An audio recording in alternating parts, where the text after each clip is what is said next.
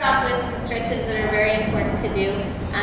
Your legs need to be stretched out, both the hamstrings and the quads. So just to come straight down and hold anywhere from 8 to 10 seconds, and you're wanting to try and keep the knees straight so that they don't bend and you don't get that stretch going through the back of your leg.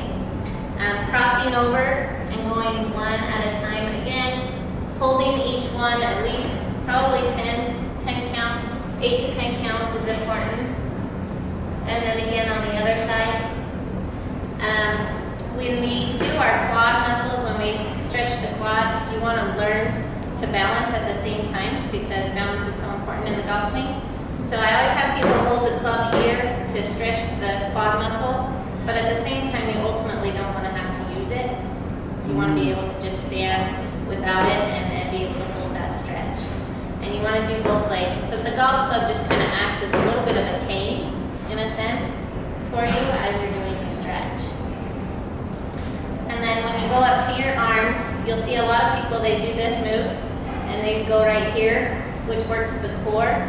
It doesn't necessarily work the core in any way, shape, or form. It's just to activate those muscles to let them know, okay, we're getting ready to do some activity, so it kind of wakes them up. But that's just a good way to kind of let them know that you're going to get going. It's the obliques and the back and the stomach to kind of get them aware. To stretch the arms back here in this section is really tough. Kind of the muscles underneath the scapula, they're really, really tough to stretch. So the best way to do it is when you take a club out like this, one hand goes over top, the one that's underneath pushes the club across this way, and you hold. You try and keep your arms straight. If they start to bend like this, you're going too far and you want to come up to about here. So where you can keep the club and the arm straight is ideal. Holding again, and then you switch hands and go this way, same thing. And then you hold again.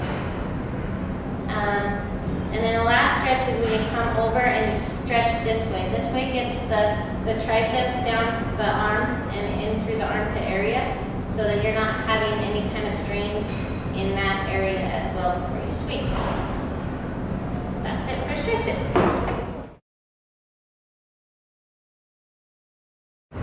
Going into the swing and talking to you a little bit about it, I'll do a swing forward and then I'll turn so you can see it sideways. But when you take the club back, as you load, this is pretty much how they talk about load, it's this part right here. The knee stays centered over the foot. The load is coming into the right leg, right buttocks. And then when you unload, you're pushing this way. The initial drive of the golf swing starts with the legs right here. As you see the motion go forward, you're driving. That initiates the down part of the swing. And you hold and you turn, turn, turn, turn. It snaps right here real quick in the arms. And then you release it on and up. So the biggest part of the swing comes core on down. You're going to load right here into the right butt cheek and into the right leg. You're going to drive, drive, drive, drive, and then release up and over. But again, the core right here, in front, the back, right along here, is the biggest stabilization part of a golf swing. And then as well, of course, balance and your legs being in the same way. So if I turn this way and I do the same load here, notice how the hip right here gets most of the load, holds onto it, drive through, and finish. Everything becomes relaxed at the end. Muscles are all relaxed at the end, but tight during the swing.